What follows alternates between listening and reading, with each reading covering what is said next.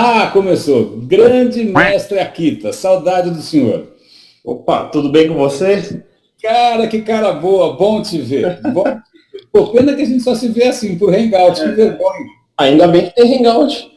Cara, sabe que, aliás, essa história de gravar, eu tinha tentado gravar antes pelo Skype e não tem uma solução nativa para isso e tal. E fica sempre meia boca. Cara, pelo Hangout fica ótimo. Eu estou fazendo agora com você, fiz com a Suzana Appelbaum. Meu, a gente acabou de gravar essa conversa, em 5 minutos já está no YouTube. Puta, bárbaro. Sensacional. E como vai o senhor? Como vai o senhor, Fábio Akita? Exatamente nesse momento, correria, a gente está menos de 2 meses da RubyConf Brasil, então aí vai ser agora dia 18 e 19 de setembro, correndo por causa disso também, palestrantes, local, patrocinador, aquela coisa de todos os anos. Ah, cara, sabe que ontem eu tive o privilégio de gravar com o senhor Cláudio Gora. E falamos muito do senhor. Cláudio Gora é sensacional, me ajudou bastante anos atrás também, graças à local web que existe, a RubyConf, então com certeza, não tenha dúvidas que Cláudio Gora foi muito importante. Cara, sabe que é uma coisa engraçada? Tá quebrando a cabeça aqui para lembrar quando que a gente se encontrou pela primeira vez. E se eu não me engano, e você me corrija, eu acho que foi em Curitiba, num evento que o Fred Van Amstel organizou lá no Faber Ludens. Não foi assim? Você não estava palestrando lá? Exatamente. Pessoalmente, eu acho que foi lá que a gente trocou ideia a primeira vez, já faz o quê? Uns 5 anos, isso? Não lembro agora. Por aí, 5, 6 anos, por aí faz tempo, cara, faz tempo. Pô, que legal. E aí foi uma coisa muito interessante, assim, foi muito desconcertante, porque você estava fazendo uma palestra, eu falei, bom, né, vai ter um desenvolvedor, ele vai falar sobre desenvolvimento. Não, cara, você estava falando sobre gerenciamento de equipe, sobre estilo de liderança, sobre valores. Cara, foi uma coisa assim, blew my mind, total. É verdade. O estilo de palestra que eu costumo fazer, o pessoal acha que eu vou falar sobre Ruby, principalmente por causa da comunidade Ruby, mas se eu for dizer, todas as palestras que eu já fiz, 1/3 deve ter sido de Ruby, 2/3 tem a ver com outros assuntos não relacionados que tem a ver com gerenciamento, com liderança, mas eu procurando explicar os mecanismos de como o mundo funciona. Não, cara, não sabe o que é uma coisa bárbara? E aí, eu gosto. Alô, alô? Fabio, se cair a conexão, é só clicar de novo naquele link que aí você volta para cá. E vice-versa, para mim também funciona. Se cair, é só clicar lá que a gente volta. Você está me ouvindo aí? Ouvindo. Opa, beleza. Então, eu estava falando com o Cláudio, e aí tem a ver com o que você está falando agora, desse esforço, né, seu, de tanta gente, do Michel, meu também, Marta Gabriel e tal. Cara, essa coisa generosa de ir pelo país inteiro, ajudando a capacitar um ecossistema inteiro, né? É verdade, isso é uma coisa que foi difícil Isso também vendo pessoas do passado fazendo, por exemplo, uma das inspirações no meu caso foi Bruno Souza, que era o Java Man no mundo do Java, isso nos anos 90. E aí eu lembro de ouvir falar dele quando eu era javeiro, por exemplo, que o pessoal da SAM fazia eventos, as universidades, etc. Daí, em 2005, 2006, a brincar de Ruby, Rails, e eu fui procurar no Brasil quem fazia isso, descobri que não tinha quase ninguém, meia dúzia de pessoas, talvez. Aí eu parei para pensar, bom, se eu tenho duas opções, ou eu saio do país, vou trabalhar em São Francisco, qualquer coisa, ou eu desisto da ideia de querer usar uma tecnologia como essa. Aí a terceira opção é botar o pé na estrada e tentar começar a ver qual que daí eu fui para faculdades, eventos como o FISLI, próprio Encontro Local Web, e assim por diante. 8 anos depois, a gente tem, por exemplo, um indicativo, se você for no grupo de Facebook do Ruby on Rails Brasil, mais de 5.500 pessoas, por exemplo. Uau! Então, uma amostra que é a comunidade. Não, eu já participei, acho que até uma das primeiras, assim que eu entrei na Local Web, acho que uma das primeiras participações públicas que eu tive foi palestrar num RubyConf. E, cara, foi um evento que me deixou completamente desconcertado, porque era um pessoal super apaixonado, né, super apaixonado, falando com um nível super elevado, com os projetos mega bacanas, gente empreendendo e tal. Era uma pegada bastante diferente sei lá, que eu já estava um pouco mais acostumado, que era o cara que é um empregado, que é um funcionário que trabalha em algum lugar. Tá? Era uma pegada muito mais empreendedora mesmo. Exatamente.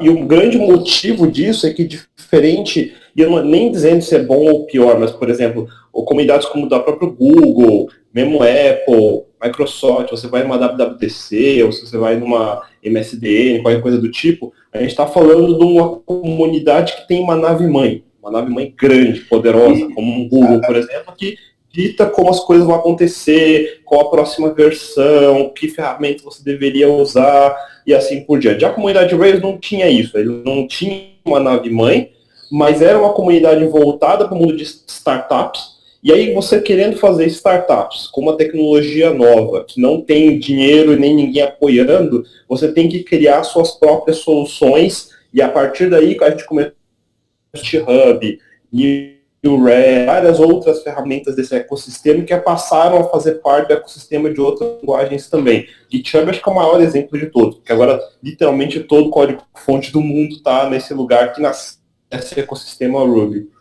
Que coisa maluca, né, cara? Mas sabe que outra coisa que é curiosa? E aí eu conheço muito pouco da tua história pregressa, mas assim, quando eu conheci você já era um desenvolvedor, tipo, num estágio um pouco diferente, porque eu não sou desenvolvedor, você sabe disso e tal, mas eu sempre fico chamando a atenção da rapaziada para, as disciplinas humanas são importantes, as disciplinas de liderança são importantes, a reflexão é importante e tal, mas eu falo isso porque é o que eu tenho para acrescentar, eu não sei falar de código e tal.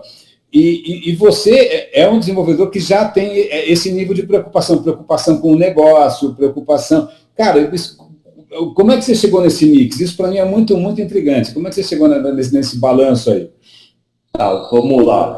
Bom, primeiro, eu sou desenvolvedor, primariamente desenvolvedor. Eu ainda faço código até hoje, embora não tanto quanto eu gostaria de fazer. Eu comecei a programar, o pessoal às vezes não consegue encaixar essa data, mas pensa final dos anos 80, começo dos anos 90. Foi onde eu comecei a programar mesmo. Quantos anos você tinha? Não é possível. Quantos anos você tinha?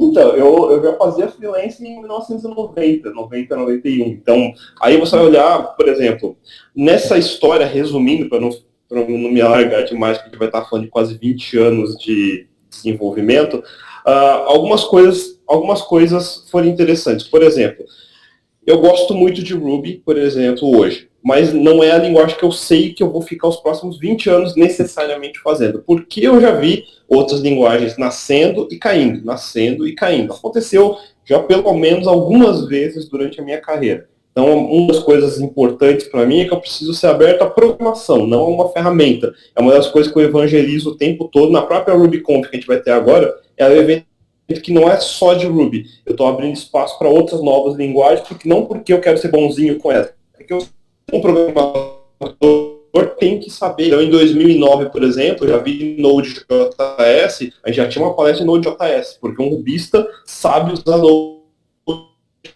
também. Olha, cara, que legal. Então, já é uma coisa que eu tento levar a comunidade nessa direção, não ser aquele esquema focado a só sei uma ferramenta, só sei uma linguagem, eu morro vivo por essa ferramenta. Isso não é uma religião. Eu falo isso nas minhas palestras. A gente não está numa religião, isso não é um jogo de futebol, a gente não tem que torcer por um time cegamente. A gente tem que torcer pela programação.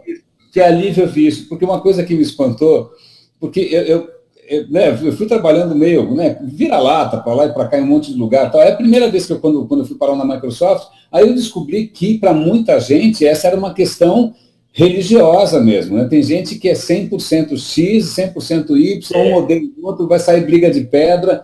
E eu fiquei muito espantado. Eu lembro que na época eu perdi amigos. Tem gente que até hoje não fala comigo. É verdade, é verdade.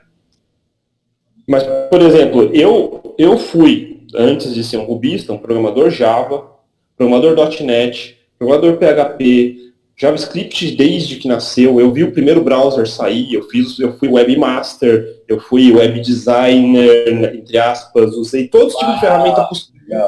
Eu comecei a programar desktop, então fiz DBase, fiz Clipper, fiz Power Builder, fiz Visual Basic, enfim, todos eu passei por toda a miríade, Delphi, Delphi do 1 até o 6, 7. Então, dos últimos anos, em termos de ferramenta, eu passei por quase todos. Em sistemas operacionais, eu aprendi tudo de Windows, usei anos Windows, usei anos Linux, usei anos OS 10. Então, não é eu só uso Apple ou eu só uso Linux. Eu usei todos. Eu sei exatamente aonde eu preciso mexer em cada um deles. Do nível do sistema, daemon em Linux, um Windows Service, onde fica o registry, aonde eu vou mexer em etc files e assim por diante. São coisas de sistema que eu gosto, porque eu sou um engenheiro. Um engenheiro foi feito para achar soluções, resolver problemas. É isso que é um engenheiro.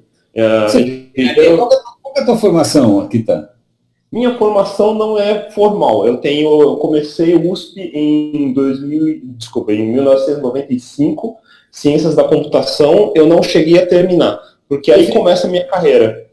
Você fez, então, olha que interessante. Foi USP, foi excepcional, eu deveria ter terminado na época, enfim.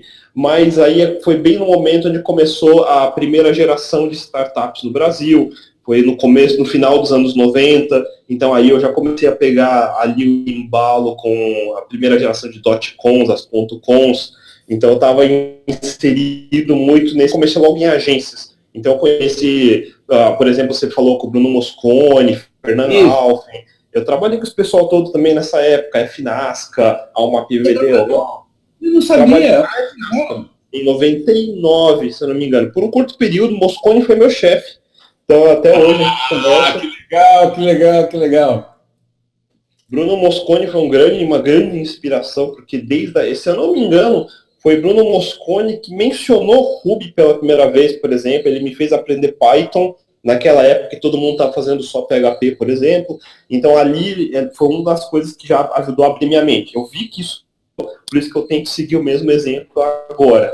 Então essa foi minha época de agência / startups.com. Depois disso, que passou o turbilhão, que a bolha explodiu e assim por diante, eu dei uma virada 180 graus. Eu fui para o mundo corporativo, 100% corporativo, no mundo SAP. Então eu fui consultor SAP durante... Cara, que louco. Então pensa um cara de agência que foi SAP. Caraca, cara, essa é a história mais maluca ever. Olha que louco. Então, foi uma virada assim, a startup que eu estava tinha literalmente acabado de fechar as portas, eu estava na semana de limbo. Nessa semana, um camarada meu que eu conheci anos atrás, da Camargo Corrêa, que eu fiz um bico, me chamou, aí eu fui aprender SAP. Ali em SAP, eu trabalhei realmente em inserir a integração de sistema, que era uma coisa que esse pessoal alemão não sabia fazer, era pegar o SAPzão e integrar decentemente com web. Eu vinha de web e queria aprender consultoria de sistema. Então, era uma coisa que pouquíssimas pessoas sabiam fazer em 2002, 2003. Até hoje, eu vou dizer que a maioria das consultorias não sabe fazer direito. Até hoje. Então, SAP eu aprendi mesmo. Entendi como funciona o sistema dele por baixo. Eu não sei a parte de negócio de todos os modos, porque o importante de SAP é negócio. Foi a partir daí que eu comecei a entender o que são regras de negócio, como realmente determinar o que é o melhor jeito de customizar um processo. Então ali eu passei a entender processo, passei a entender como as pessoas atuam dentro de uma empresa, entender como uma empresa é organizada, entender como um conglomerado é organizado, porque a SAP serve para isso. Legal. E juntar Nestlé Brasil com Nestlé China. Então, customizar isso é foda. Aí eu passei 6 anos embutido nesse mundo.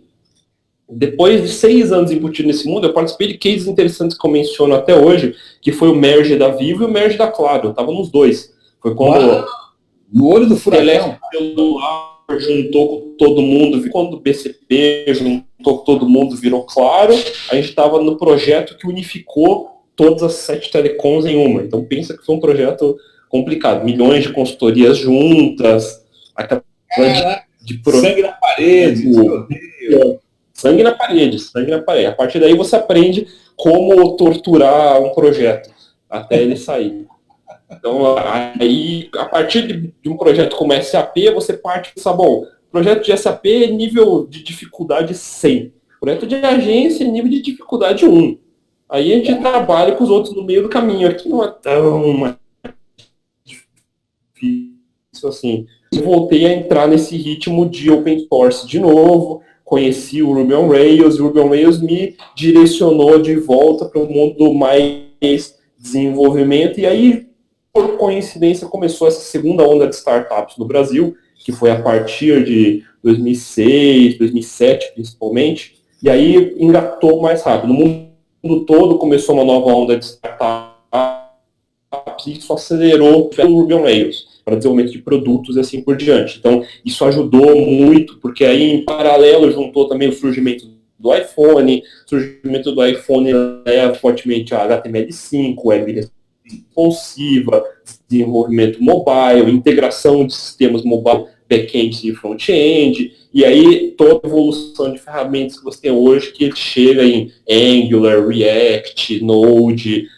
Go e assim por diante. Então, os últimos 5 anos, se não tivesse esse pico de startups, seria um período de 10 e a gente comprimiu em 5, por isso que foi bem agitado. Ah, que interessante, eu não tinha essa visão, cara, olha só. Mas sabe que assim, o mundo, eu estava até comentando isso com o Cláudio Bora, na verdade, o mundo das startups, para mim, eu não consigo transitar muito bem, porque ele tem uma lógica meio peculiar, sabe?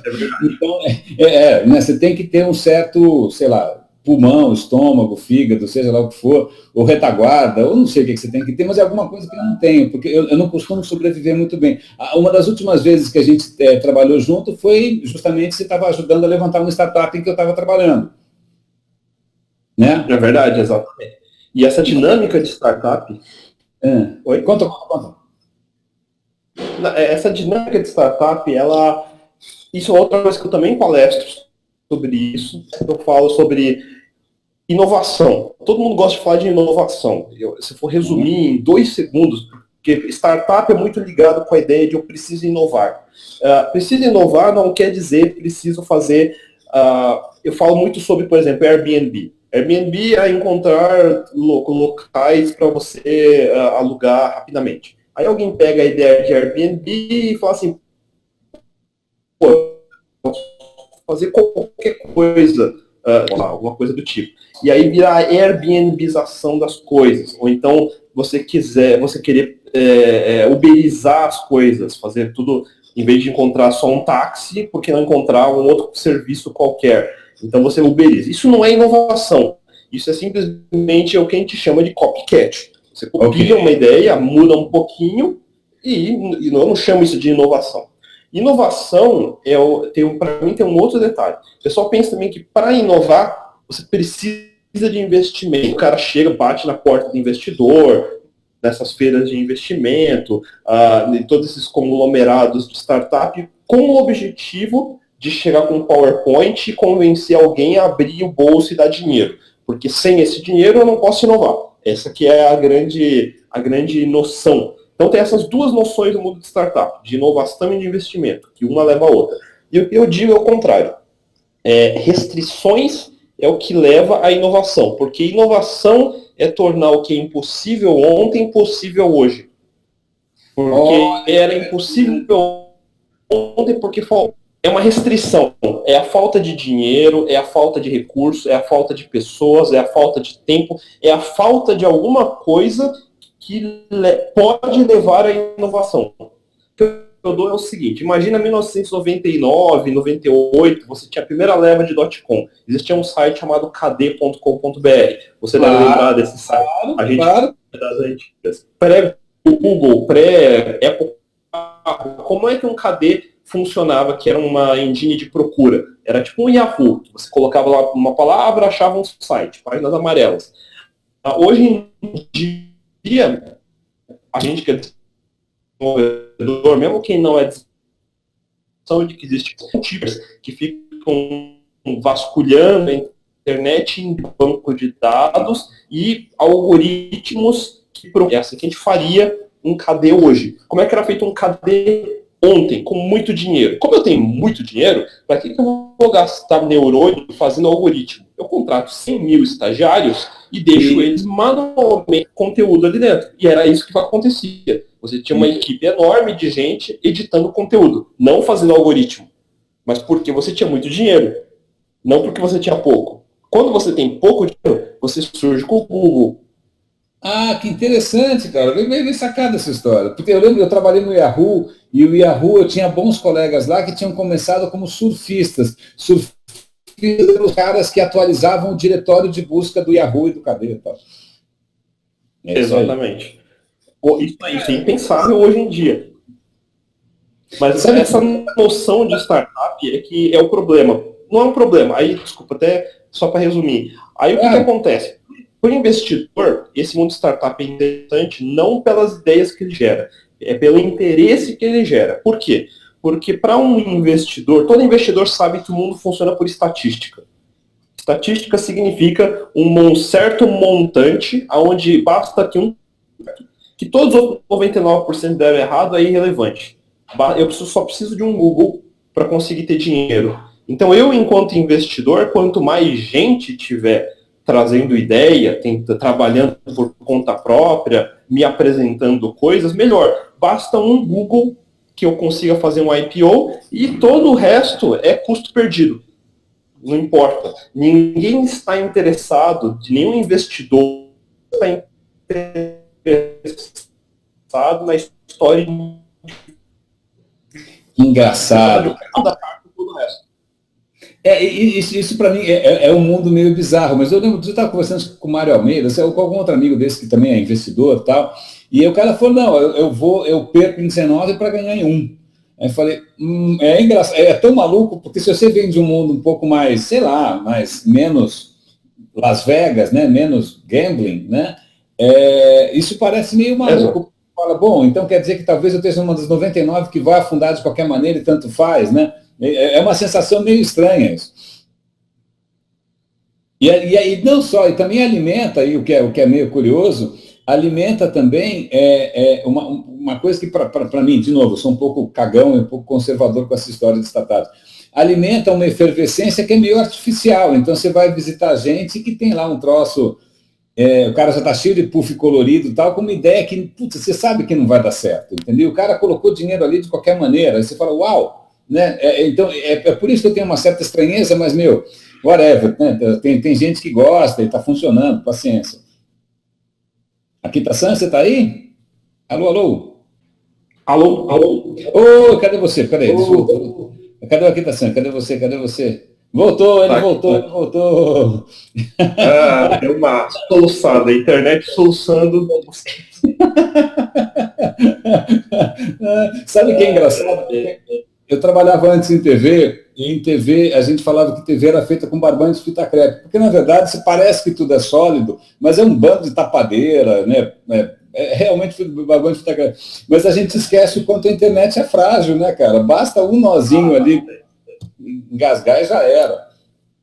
Bom, mas pelo menos hoje em dia tem algum nível de backup. Então, por exemplo, agora eu estou torcendo pro 3G. Eu estou no 3G, se eu puder, vai cair. Olha, muito bem, muito bem. Mas sabe que é uma coisa que é curiosa? Eu lembro que eu estava falando com o Cláudio ontem, que quando eu comecei a trabalhar lá com eles, eu entrei lá e eu respirei assim fundo, e aí eu falei, cara, isso para mim eu estou respirando web, né? Porque, não sei, na minha cabeça existe, posso estar errado, mas você me confirma, mas existe assim uma certa mentalidade, uma certa postura, um modus operandi, modus vivendi web versus outras coisas, tal, né? E para mim, de uma maneira ou de outra, você representa bastante essa coisa, um cara de web. Você para mim embora eu já tenha mexido com software, tal, mas para mim você é um cara de web. É verdade. Eu sou menos cara de web, vamos dizer assim. Tem muita gente que é mais... Por exemplo, web depende do que a gente quer dizer web. Tem muita gente que é de SEO, muita gente que é de design mesmo, para o cara que estudou design, que é um Bauhaus, que estudou essas coisas todas. E tem o cara que desenvolve. Então, eu sou o lado back, vamos dizer assim. Eu dou o motor, mas alguém faz o design do carro. E no final das contas, o que é uma Ferrari é o vermelho e o design. O pessoal às vezes não lembra tanto que tem um motor dentro. Mas a gente faz a V12 que está por baixo. Não, mas o que é legal, mas acho que é mesmo em termos de atitude também. E tem a ver com essa questão da generosidade, sabe, de ir a campo e falar com as pessoas e compartilhar conhecimento e não sentar em cima e não ter salto alto. Para mim, essa é uma postura que eu acredito bastante, que eu acho legal, entendeu? E que eu associo muito claramente ao que você tem feito nos últimos anos. É verdade, assim, uma coisa que tem que deixar bem claro, e isso é uma coisa que eu tento ser o mais verdadeiro possível em tudo que eu falo. Então, tem muito pouca coisa que eu fique enfeitando, eu não sou muito do cara que gosta de enfeitar coisas. Então, aí isso me tornaria bastante egocêntrico, na verdade. Então, se você seguir o que eu gosto, as coisas que eu comento, assim por diante, eu tendo a ser mesmo assim. Eu sou um engenheiro, então, como engenheiro, de fato, eu tendo sempre a entender o que é uma opção A, o que é uma opção B, o que é uma opção C, e ter uma opinião forte a respeito, não porque alguém me disse, mas porque calculando eu sei que B é melhor. Alguém pode me argumentar que A é melhor, mas eu vou discutir que B é melhor com argumentos, não simplesmente porque o Papa falou, ou porque seja lá qual subpapa de qual subnicho disse que funciona. Eu não funciono com gurus, não importa quem disse, importa se funciona. Isso dito, eu parto do princípio que o que eu falo também tem que seguir o mesmo princípio. Ninguém deve acreditar no que eu falo porque o Fábio Akita falou. Ele tem que acreditar porque o Fábio Akita explicou que a opção A é melhor por argumento 1, 2 e 3. Para mim, funciona assim. Muito bem, é isso aí. Acho que a grande inovação dos gregos foi justamente essa. A verdade não está em quem diz, mas naquilo que é dito. Né? Você tem que esquece quem falou, né? Você tem que ver o que foi dito. E no mundo da internet, que Twitter é 140 caracteres, que o Vine é 6 segundos, que qualquer podcast com mais de 5 minutos qualquer um desliga, você é obrigado a dar frases feitas, a tentar dar uma afirmação mais direta sem explicar porquê. E o grande desafio de pessoas como eu é tentar usar essa nova mídia curta, fast food, e ainda assim conseguir explicar alguma coisa. Então, essa é, acho que a maior dificuldade que a gente tem hoje de rede social, a restrição, e que ainda falta a inovação, que ninguém descobriu ainda a melhor maneira de fazer isso, é como você conseguir tirar o barulho todo, porque agora todo mundo tem uma voz de 6 segundos, e fazer os seus 6 segundos valerem. Então, essa é a parte difícil. Cara, sabe que você tocou num ponto curioso, que assim, eu sempre publiquei também bastante, sempre escrevi o Diaba 4 e tal, mas tem um desafio bem complicado, que é como, agora que todo mundo fala, né? Todo mundo fala e todo mundo tem os mesmos 140 caracteres, seja o que for. E ainda por cima, o algoritmo do Facebook vai privilegiar quem for mais sensacional e tal. Fazer passar uma mensagem qualquer é foda. Em português, claro, é foda. Tá bem complicado. Mas acho que a parte irônica disso é que os algoritmos, que nem você falou, privilegiam quem for mais superficial. Porque é quem vai passar mais volume, não em mais qualidade. Sabe que tem uma coisa que eu acredito, que, de novo, eu acho que você traduz bem, assim, não só o que é dito, mas como é dito. Quer dizer, é o modo que as coisas são feitas, quer dizer, o modo como você faz. Também, sei lá, o modo como eu estou fazendo essas conversas todas. Então, não tem enfeite, não tem pós-produção, não tem... Porra, não, a gente está ali de coração aberto, tentando ser inteiro. Eu acho que nesse como, né, tem aí uma mensagem que passa pelo como fazer as coisas. E aí essa ideia do como é uma coisa que você deve talvez ter visto na minha palestra, que eu falo sobre isso, mas todo mundo se preocupa com o que. Eu até falo bem sobre isso mesmo. Tem uma slide que eu falava na época, tem o como, o que é o que você quer fazer, o como você quer fazer e o porquê você quer fazer. Então tem o know-how e tem o know-why. Eu gosto do know-why, entendeu? Por quê? Então, nos últimos anos, todos os artigos que eu publico, respostas que eu dou, etc., a ideia toda é sempre fomentar questionamento, como você pega uma afirmação e quebra ela em questões, não aceitar tudo que vem cegamente. Então, isso é o mais difícil. Toda nova geração aí, depois de 8 anos evangelizando, tem já 3, 4 gerações, eu vou em faculdade, tem recém-formado agora. Então, toda vez explicar essa mensagem é difícil, é a parte mais difícil. Que legal, é muito legal ouvir isso, é muito legal. Porque aí sim é um puta trabalho que eu acho que é de semeadura mesmo, um trabalho de semear.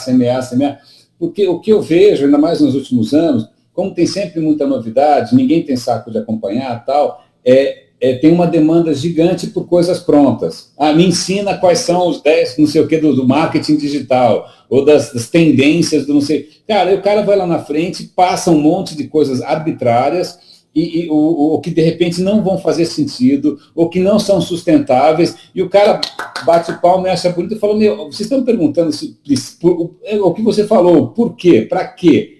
Alguém pergunta? Exato. E tem muita gente vendendo essas soluções prontas, isso me deixa maluco. Então, e em particular, você também falou sobre a tal da generosidade. Então, isso é outra coisa que é um ponto eu acho importante. Muita gente acredita e tem essa visão ainda de que você tem que ser generoso por ser generoso, porque precisa, sem explicação. Isso funciona para algumas pessoas, eu vou explicar que para algumas não funciona. Então, se você pegar o mundo open source, por exemplo, que é código aberto, o que é o mundo de código aberto? Pensa qual é a dificuldade de você pegar um grupo de pessoas arbitrárias, voluntárias, sem salário, sem liderança, sem gerenciamento, sem uma empresa por trás, que vai te entregar no final um MySQL, um Postgres, um WebKit, Firefox, qualquer coisa do tipo, que funciona talvez melhor do que que a gente já sabe, o Internet Explorer, que tem uma equipe, que tem um departamento, que tem um plano, que tem salários. Por que isso funciona? Porque existe uma moral maior nessas pessoas, que elas são mais generosas, elas são mais certas, mais righteous. Não é isso que acontece. Elas são provavelmente as pessoas mais mesquinhas, mais chatas, mais ruins de trabalhar que você vai encontrar. E é verdade. Por quê? Ninguém está ali para salvar o mundo. Eles estão ali para... Todos nós temos uma agenda pessoal. Seja porque... Legal. Esse é o principal. Então, tem alguém que está desenvolvendo lá em São Francisco, para um determinado projeto open source, que está brigando pela igualdade feminista, etc. Isso existe uma agenda política e ela quer usar software para isso. Não tem nenhum problema. A bandeira, ela trabalha nessa empresa, esse é o projeto que apoia, e assim por diante. Existem outros que a empresa paga. Isso acontece também. Então, aí é um emprego mesmo. Então, ele está lá resolvendo o problema. Existem outros que querem sair querem se destacar demonstrando que de fato sabem programar. Nada melhor do que demonstrar isso publicamente. O projeto open source se torna de fato o seu currículo. Existem empresas que querem fazer você usar o produto delas. Nada melhor do que você pegar um pedaço de código, liberar ela como open source e fazer as pessoas fazerem tweaks nele. E que nem Lego, você tira um pedaço de código, você conecta ali, a gente vê funcionando, e aí você começa a pegar essas pessoas. Existem, ou seja, várias agendas diferentes, não é simplesmente porque as pessoas são boazinhas. A vantagem de fazer isso, de novo, é estatística. Eu falo para todo mundo assim, se eu te falar que MySQL funciona, que Firefox funciona, se eu te falar tudo isso daí, você vai parar para pensar, puta, o mundo open source é foda. Tudo no mundo open source funciona. Não. O mundo open source é que nem o mundo de startup. Para ter um MySQL que funciona, teve outros 10 bancos de dados que falharam. Para ter um Firefox que funciona, teve outros 100 browsers que falharam. Então, o mundo de open source significa, dado um montante massivo de pessoas, cada um trabalhando para si próprio. Em alguns projetos, você vai ter algum centro onde as pessoas conseguem trabalhar juntas e sair alguma coisa maior do que elas mesmas. Seja um movimento, seja uma ideia, seja um software.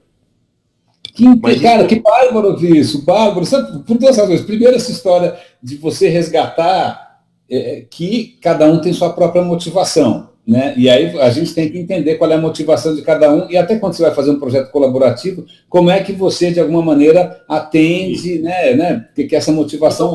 Não é um julgamento, cada um vai ter a sua motivação mesmo. É isso. Inclusive, a maior hipocrisia de todos os tempos é alguém achar que é 100% altruísta. Isso não existe.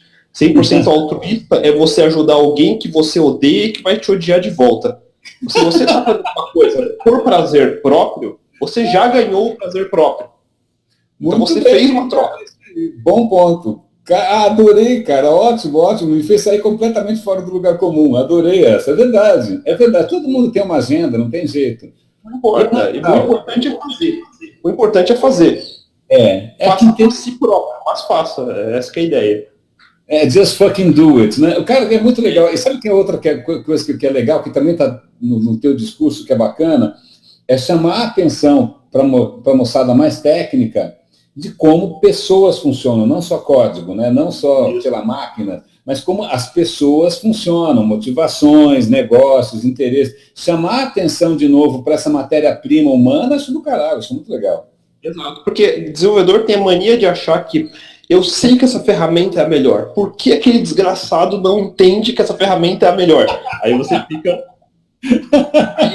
É um negócio que eu olho quando isso acontece e falo, não é possível que vocês estão perdendo tempo no Hacker News, não sei aonde, discutindo, sem comentários para baixo, por que o meu editor é melhor que o seu, por que o Google é melhor que a Microsoft, ou vice-versa. Que discussão inútil.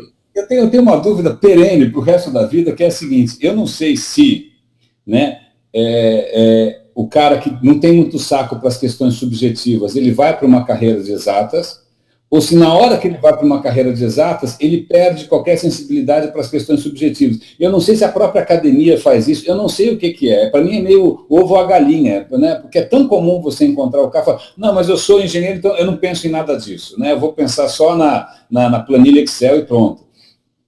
Aonde começa? A coisa mais frustrante para um engenheiro de software é que enquanto ele está na academia, ou enquanto ele não tem uma posição importante, ele pode simplesmente focar naquilo que ele gosta, que é codificar. Então, que é fazer a pesquisa, fazer aquele trabalho que ele controla, porque ele sabe controlar código. É fácil controlar código. A hora que ele cresce, a primeira grande frustração é que ele tem que lidar com pessoas, porque seja na academia, seja no mundo de startup, seja em empresa, ele vai ter que convencer pessoas a pagarem a bolsa dele, ele vai ter que convencer pessoas a executar a ideia que ele teve para a startup, vai ter que convencer pessoas que ele pode subir de carreira, isso são pessoas. Aí a primeira vez que ele vai lidar com pessoas é como a primeira vez que ele lidou com código, vai fazer uma bosta. Vai. O primeiro código que você fizer, se eu te falar, René, pega agora uma nova linguagem que surgiu aí, Go, faz o primeiro código. Vai sair uma bosta, e é normal, porque eu vou fazer também. Se eu pegar uma nova linguagem, vai sair horrível. E ele não entende que existe essa fase. Ele já acha que porque ele chega como engenheiro sênior, para começar a lidar com pessoa, ele é um sênior como engenheiro, um estagiário de pessoas. Agora, cara. Aí ele chega dessa forma achando que é o sênior, e toda vez que alguém que é júnior chega com a posição achando que é sênior, ele quebra a cara. E quebra a cara dos outros também, né? Se ele quebrasse a cara sozinho, eu tava feliz, né? Mas o problema é que normalmente a vida dos outros fica um inferno. Meu dia a dia, mais do que código, é bater pessoas. Eu falo nas palestras que 20% do problema é código, o resto é pessoas. É processo e pessoas. Mas sabe que outro dia, eu sigo alguns canais de ciência e também de matemática no YouTube, e eu estava vendo um programa super interessante, talvez você conheça, eu não conhecia, que é a história dos problemas tipo P e NP. Você já viu essa história? O que é P e NP? É um dos problemas do milênio. Eu não vou formular agora. Existem vários...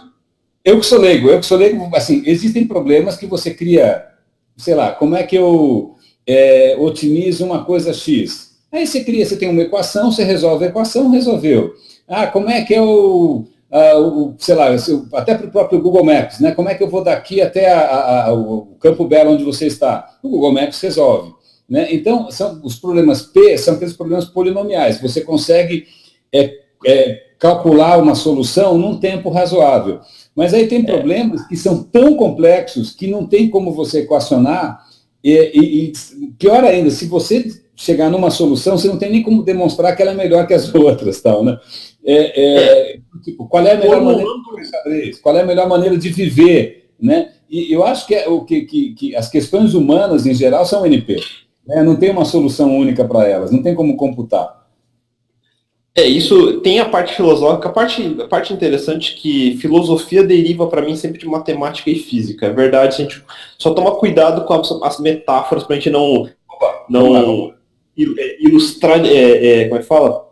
Ilustrar demais a parte matemática da coisa. De um ponto de vista simplificadamente falando, N igual a NP, quer dizer que se um computador consegue verificar o resultado de alguma coisa rapidamente, não necessariamente ele consegue chegar à solução rapidamente.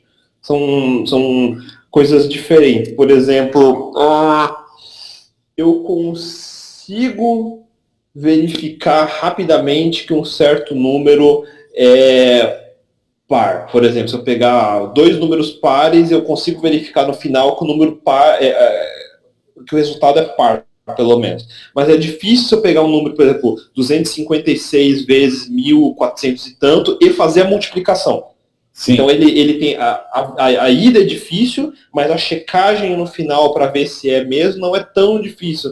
É mais ou menos assim, vamos dizer, N igual a NP. Isso é um problema. Diga. Isso é um problema que se a gente descobrir que N é igual a NP, ou seja, que a solução é tão fácil quanto a verificação, eu consigo resolver qualquer problema rápido. Mas infelizmente o mundo não é tão fácil assim. De fato não é. São sistemas complexos. É outro tema da minha palestra. A dificuldade toda... Preciso começar a assistir mais suas palestras, porque essa diferença entre o que é complicado, porque tipo, um relógio suíço é complicado, mas você desmonta e monta de novo. Né? Agora, você fazer um casamento funcionar é complexo, não é que é complicado, é complexo. Sistemas complexos, se eu for resumir, são todos os sistemas onde eu não consigo controlar a maioria relevante das variáveis. Meteorologia é um bom exemplo. Okay. Por mais que eu consiga computar a velocidade de cada partícula, eu não consigo saber todas as variáveis. É impossível saber todas. E teoria de caos vai levar à grande ideia de que uma pequena variação em uma variável que eu não vi muda completamente a direção para onde eu estou indo. São sistemas complexos. Então existe todo um estudo. Questões humanas é assim, questões humanas são assim. Questões humanas são assim. E aí tem esse desconforto. É o que eu acho super legal. É você justamente se aventurar nesse território que ninguém se aventura. Eu lembro que me chamaram para aquela, como é que se chama? QCon. Tem um evento, QCon, me chamaram para TECOM, falaram, você quer palestrar? Eu falei, posso falar qualquer coisa? Cara, imagina, eu cheguei lá, só tinha nerd, cara. Primeiro, só tinha homem, como sempre, e só tinha nerd. Eu falei, cara, aí eu subi no palco, eu falei, puta, eu vou ser, né, o pessoal vai sair correndo. Eu fui falar sobre ética. Como é que você consegue falar que, olha, eu quero fazer um mundo melhor, se você não tem na sua cabeça, pelo menos, assumido o que torna um mundo melhor, né? Qual é seu fundamento ético? Verdade. Cara, e acabou funcionando bem. E aí você faz isso também, você é super corajoso para fazer essas coisas, muito legal. É verdade, isso é importante, na verdade, porque a gente pode escrever um livro inteiro, uma enciclopédia inteira de argumentos. No final, se eu não tiver existem alguns poucos princípios que precisam ser bem claros. E a partir dali, todo o resto deriva. Eu acho que parte da ética é uma dessas coisas. São esses princípios que dirigem o que a gente faz. Então, é a mesma coisa. É que nem open source, por exemplo. Se eu me iludir achando que eu estou fazendo alguma coisa pelo bem do mundo, um bem maior, essa entidade chamada bem, que eu nem entendo o que é bem, eu vou me frustrar drasticamente depois de algum tempo. Porque o mundo não ficou melhor, eu não fiquei melhor, e eu não entendi para que eu fiz tudo que eu fiz. Então aí você cria o cara que vai precisar de antidepressivo, vai tomar Zoloft, e assim por diante. Ele fala, porra, eu me mato, mas o mundo não me entende. O mundo não entende o que eu faço. As pessoas, essa mania de querer jogar a culpa numa entidade generalista, a humanidade não me entende, o povo não me entende, minha empresa não me entende, meus pais não entendem, não importa. É toda essa ideia de por que você está indo pelo princípio errado. Que eu estou querendo fazer algo pelo mundo, porque ninguém vê isso. Primeiro de tudo, porque o mundo não pediu para você fazer isso. Então você está fazendo por você mesmo, porque você quer fazer. Então, se você quer fazer e deu errado, a culpa é sua. Não é de mais ninguém. E esse é o princípio. Esse é o princípio básico. Se deu certo também, você não tem que sair cobrando de todo mundo, porque ninguém pediu. Então você fez por você. Então se deu certo, parabéns, você é bom. Se deu errado, tenta de novo. Mas não bote a culpa numa entidade que não existe, cara, chamada UBEI, de qualquer coisa do tipo. Como é bom te ouvir, cara, como é bom te ouvir. Eu preciso assistir mais tuas palestras e tal. E a gente precisa se ver mais também. Não é possível que a gente tenha que fazer hangout, a gente está na mesma cidade, né? Com isso. É legal porque esse é o tipo de coisa que é difícil explicar. Então, é um negócio que, se eu disser isso para qualquer pessoa que não passou por não parou para pensar minimamente nisso, ele vai olhar e falar, faz sentido, mas foda-se, ele vai fazer o erro exatamente no minuto seguinte. É meio triste. Engraçado isso, né? Sabe que tinha um filme da década de 70, 80, que era um filme chatíssimo, francês, mas que ele começava assim, no fundo a humanidade são 3 ou 4 histórias básicas, mas que se repetem sem parar, como se elas estivessem acontecendo pela primeira vez. Acho que era do filme do LaRouche, sei lá, é isso aí. Exatamente. E aí, no final, voltando aos sistemas complexos que a gente estava falando agora, tem uma lição que eu aprendi em sistemas complexos. Porque se eu falar dessa forma, então aqui, para que diabos você perde seu tempo falando com um monte de gente que no final não vai te entender mesmo e vai dar não vai acontecer quase nada. O importante é o quase, para mim.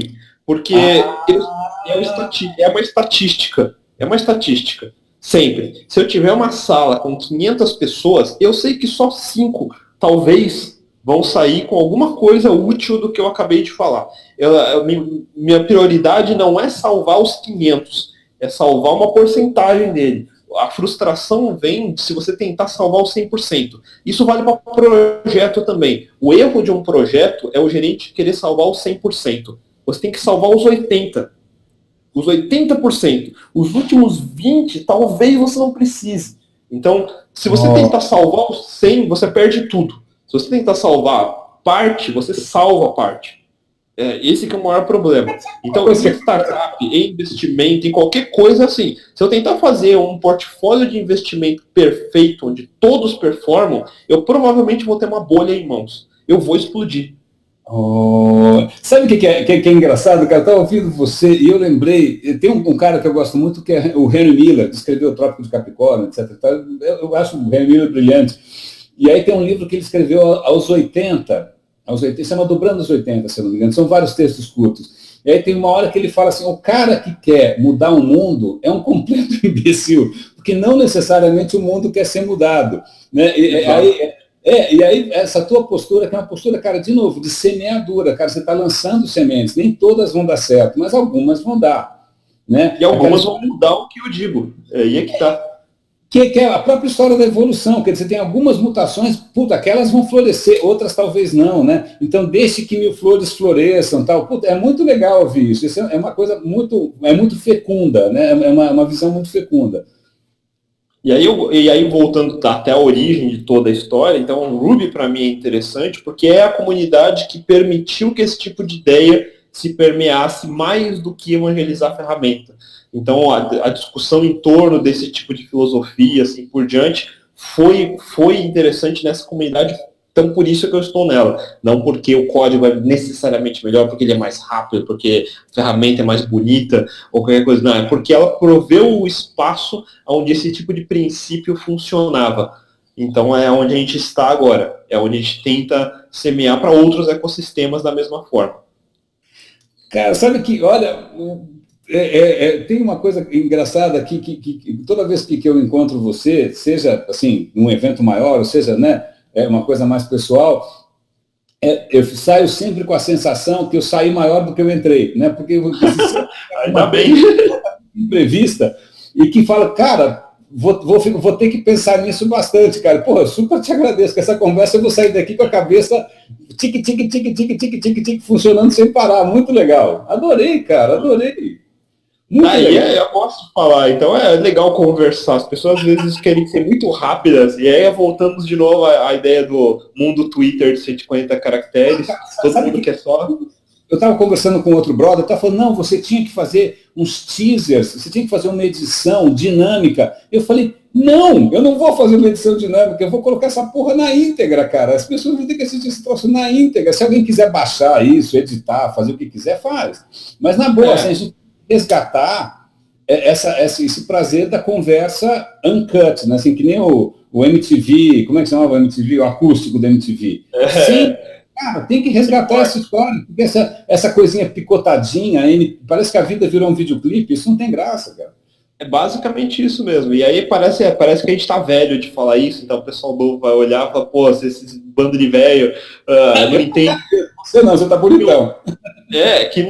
Eu tenho que ser rápido porque eu tenho que responder em 10 canais diferentes. Pô, minha vida, eu com 15 anos, minha vida é um inferno. Porque tem nego no Snapchat me chamando, aí minha mãe quer me chamar no Skype, aí meu amigo me chama no Hangout, aí eu tenho que responder no WhatsApp em paralelo com o Messenger, e aí eu vou ter que fazer um post no Facebook, eu tô louco. Aí qualquer adolescente fala, tem que ser rápido, é mandar um kkk de cada vez. Isso aí. Sabe o que isso me lembra? Tem um cara que eu também adoro, que é o Spinoza, o filósofo holandês, judeu, que ele fala a história dos falsos infinitos. Se a gente for atrás de falsos infinitos, a gente está fudido, porque a gente é finito. Então, né, você tem que escolher muito bem para não cair nesses falsos infinitos, porque a gente tem limites, né, não tem jeito. É verdade, é verdade. E sobre esse negócio você acabou de falar de filósofos e tudo mais, uma coisa que deixa pelo menos fico aflito de pensar no número, é que a humanidade já gerou tanto conhecimento realmente bom, desde os gregos, todos os grandes filósofos, assim por diante, a ciência como um todo, e na nossa vida finita é impossível ver uma fração de tudo isso útil que foi criado. Apesar disso, todo mundo perde 90% do seu tempo vendo gatinho no timeline do Facebook. É isso que me aflige, cara. Eu vivo numa aflição perpétua. Eu vivo aflito, ouvindo, lendo, ouvindo, lendo. Eu lendo assim, tentando compensar a educação que eu não tive, porque eu cresci na ditadura, minha educação foi meu, queijo suíço. Né? Aí eu estou tentando... Aí fica o cara o dia inteiro vendo esportes na televisão, novela à noite... Puta, eu juro que entretenimento é importante. Eu gosto de entretenimento, mas 90% do tempo sem entretenimento, aí eu já via isso, outra coisa que eu já vi na minha vida, que muitos jovens não podem dizer, é pessoas que depois de 10 anos falam, agora eu já estou velho demais para. Então, você fala, pô, mas você não estava tão velho 10 anos atrás. O que foi que você fez nos últimos 10 anos? Aqui tá, adorei, cara. Pô, como é que tá indo a Cold Miners? Tá indo bem? Estamos indo bem, aqui a Codemine agora vai fazer 4 anos em setembro. A gente está com escritórios fora de São Paulo, temos Natal, Novo Hamburgo, Campinas, Sorocaba e aqui em São Paulo. Aí são equipes de desenvolvedores espalhados. Alô?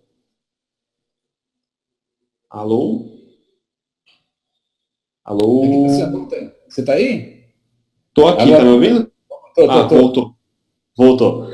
Então eu estava dizendo que a Codemine a gente está com várias filiais, tem quase 40 desenvolvedores, quase 90% específico só Ruby on Rails, trabalhando full time em projetos tanto de grandes empresas fazendo novos produtos quanto startups.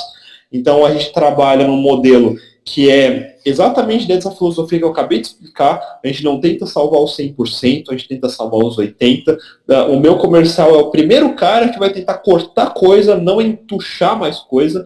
Todo desenvolvedor tem autonomia para entender o problema e encontrar a própria solução. E a gente trabalha no modelo 100% remoto. Não remoto do tipo freelancer. São todos meus funcionários que trabalham no escritório, mas todas as equipes estão geograficamente espalhadas, porque as melhores cabeças não estão só em São Paulo, estão no Brasil inteiro. Então preciso eu estar no Brasil inteiro também. Então é mais ou menos essa filosofia que a gente permeia também dentro da Codemine, é mais ou menos o que eu acabei de explicar. Pô, que legal, cara. Parabéns. Eu vou visitar vocês de novo aí. Vamos matar a saudade. Almoço, não vamos sentir almoço um dia desse. Almoçar é bom. É verdade. É verdade também, importante. Querido, adorei, super obrigado pelo teu tempo. O meu vizinho de cima agora acabou de começar a fazer uma reforma, né? Fudeu. Então, cara, super obrigado pelo teu tempo. O que eu vou fazer agora? Isso vai lá para o YouTube, aí eu vou baixar o vídeo, eu só vou colocar o teu nome no começo e o negócio no final, e aí eu mostro para você, se você liberar, eu publico na sequência. É nóis. Fechado? Adorei, brother. Ó, puta abraço. Eu tiro meu chapéu para você. Tiro meu chapéu. Abraço. Valeu, até mais. A gente fala mais. Tchau, tchau.